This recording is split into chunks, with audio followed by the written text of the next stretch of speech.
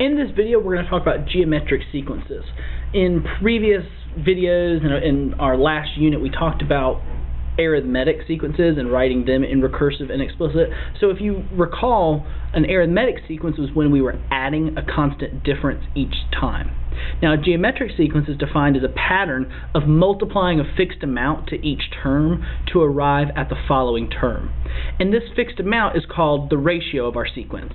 So looking at this example, 3, 6, 12, 24, and 48, we notice that our ratio each time is 2. So we are multiplying by 2 to the previous term to get our next term.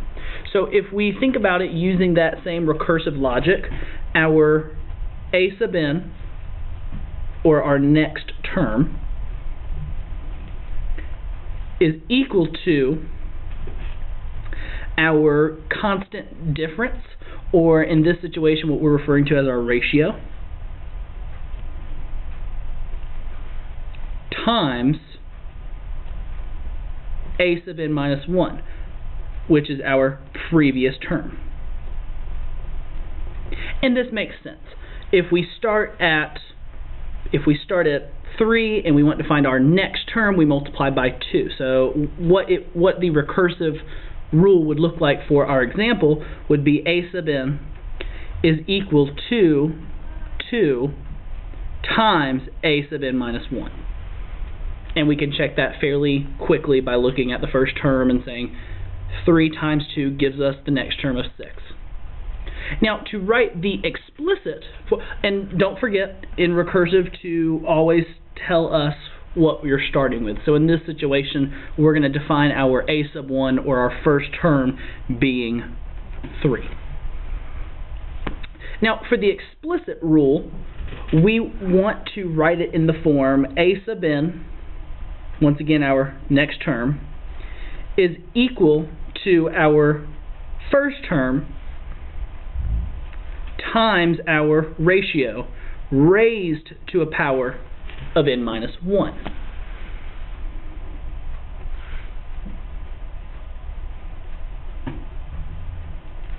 So for our example, what that would look like is a sub n is equal to our first term, which is 3, times our ratio 2 raised to n minus 1. And we can check that fairly quickly by looking at our sequence and saying, if I wanted to find the third term, which here is 12,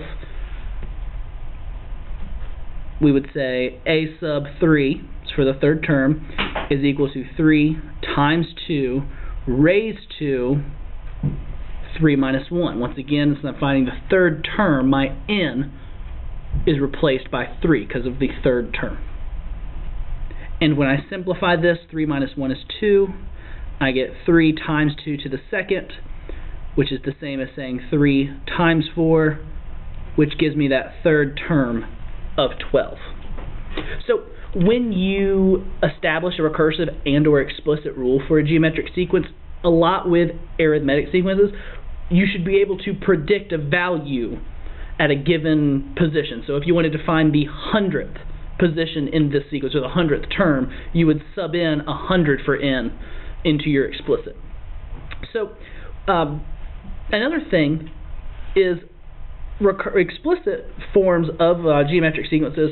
We have this starting at 1. We could also write them by starting at 0, the 0th term.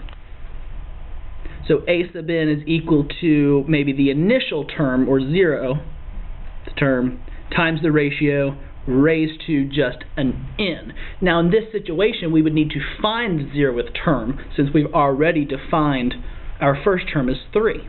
So in order to do that, we're working backwards to find the 0th term, and we would have to divide 3 by 2. And so when I do that, I would get a 0th term of 1.5. So for our example, starting at 0 would look like, explicit rule would look like this. A sub n is equal to 1.5 times our ratio of 2 raised to an n, which once again you could check by substituting any value of n to find our next term.